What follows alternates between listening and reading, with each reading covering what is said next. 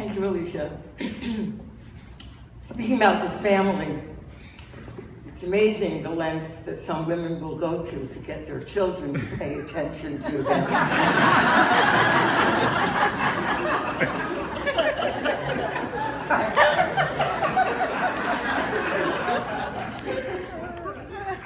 I am a woman with a few main desires in my life and many small delights. My desires are very simple. World peace, an end to hunger, and on a personal note, the continuing good health of my husband, our 5 children and their mates, and our gorgeous group of grandkids and great-grandkids. Having said that, there are many delights in my life. 2 of them center around cars and clothes. I wait for the first day of spring that is warm enough for me to put down the top on my convertible. And from then on, until the fall chill hits, I love riding in that open convertible down a highway, or a country road, or Albany Avenue on my way to the Crown Market.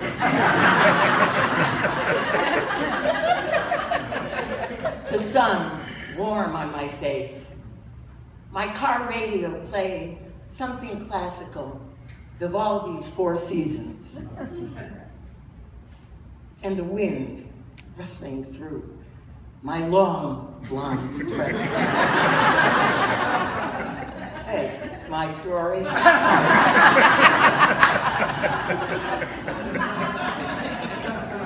Now the fact is that I enjoy this delight in an 11-year-old previously owned Sebring with cloth seats, a lot of dings and scratches, and not a single up-to-date electronic device.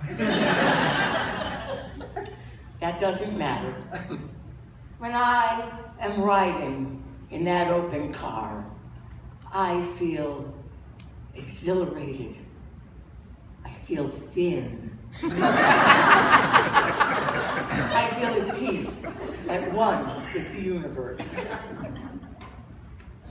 Another great delight of mine is clothes. I love to shop for them. I love to coordinate them. I love to accessorize them. I love the thrill of the hunt and the joy of the find.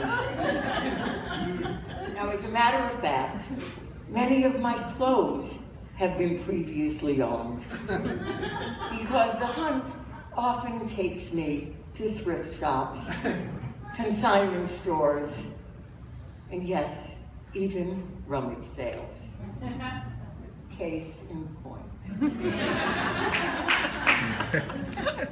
So I think it should be pretty clear that my relationship with the Joneses, who are the topics of tonight's story, is very minimal.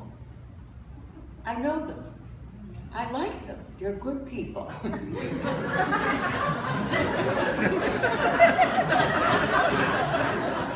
But in many ways, they live in their world, and I live in mine. However, recently, our worlds collided. 2 years ago, my husband David and I decided that it was time for us to get serious about moving. We have lived in our big 10-room, 5-bedroom, 2-story, contemporized colonial home in the suburbs for 36 years. The house itself is 42 years old, also previously owned. Now that house has great mojo, mojo. And is anybody here, I'm sure, who has lived in a house for that long a time, will attest. I can tell you that the walls themselves carry within them the sights and the sounds of family life. And that's what our house is like. The walls carry memories, laughter, tears, family dinners, holiday celebrations, long, heated, intense philosophical discussions. Very good at that. And music. Oh, the music. Our kids practicing piano, saxophone, drums, trumpet, clarinet, guitar, harmonica. And the kids, high school rock group, practicing every week down in the basement, constant cacophony. And the kids just hanging out downstairs in that basement, having fun, enjoying being young together. Sometimes they'd sit there on the floor with their arms linked, and they'd sing along with U2, Duran Duran, Billy Joel. Sing us a song, you're the piano man. Sing us a song tonight, 'cause we're all in the mood for a melody. And you got us feeling all right. Oh, those memories. And one memorable evening, truly memorable, where there were 60 to 75 kids downstairs in that basement celebrating something or other. And they were rocking it out with such joy and such passion and such energy that the paint on the basement floor literally gave up. And they all came upstairs covered in this thin coating of gray dust. Now that was a party. And more recently, grandchildren playing together with their cousins, having sleepovers, eating shaped pancakes for breakfast. The time goes by and things change. And now it's time for a new young family to move into that house and to start adding their memories to the walls. And it's time for us to move on, to downsize, to a condo, one floor living. No more raking, mowing, shoveling to worry about. No more climbing up on the roof to clean the gutters, because that's a guy thing. But when the guy gets to be a certain age, it becomes a grounds for divorce thing.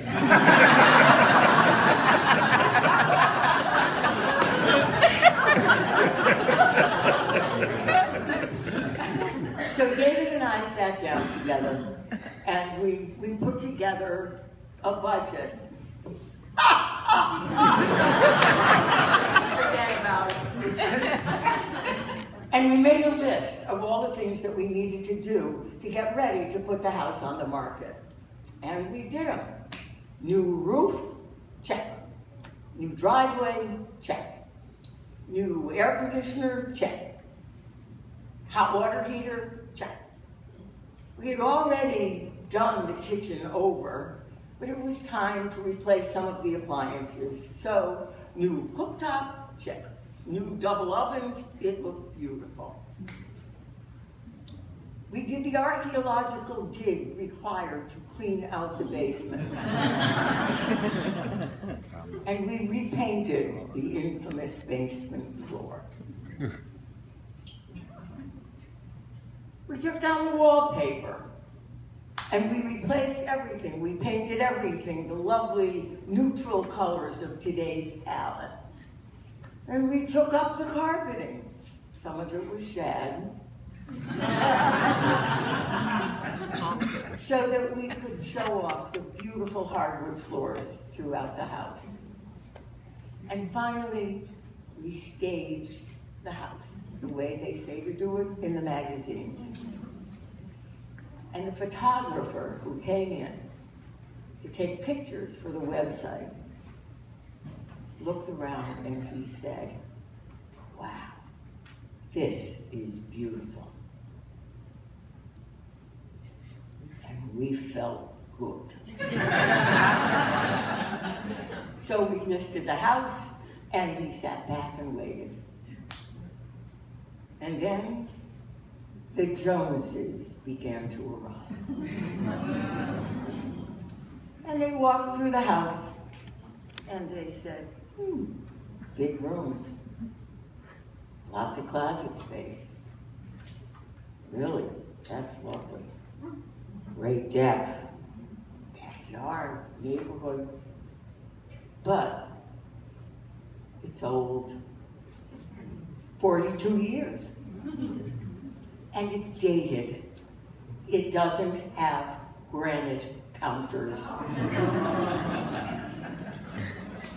And David and I realized that we had made a terrible mistake. Over the years, we had thrown away, literally squandered, thousands and thousands and thousands of dollars. And on what? 5 college educations, a year of postgraduate study for one kid, helping another one get a law degree, helping another one get a doctorate, and for what? When we could have had granite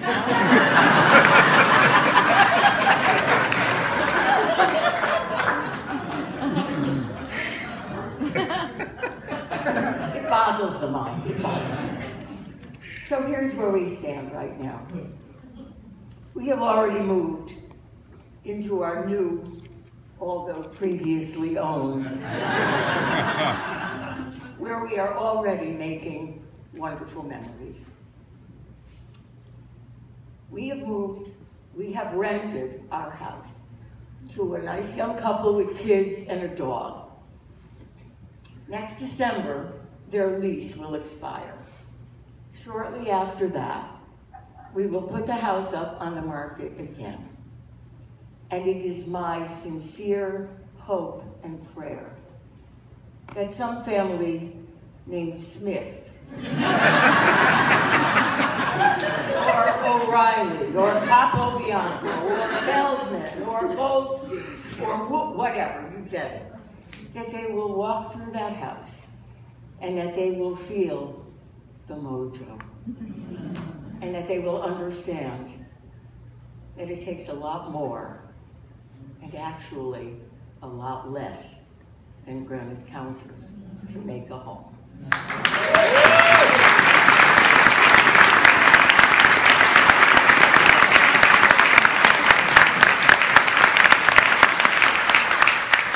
But Lord, deliver us from the Joneses.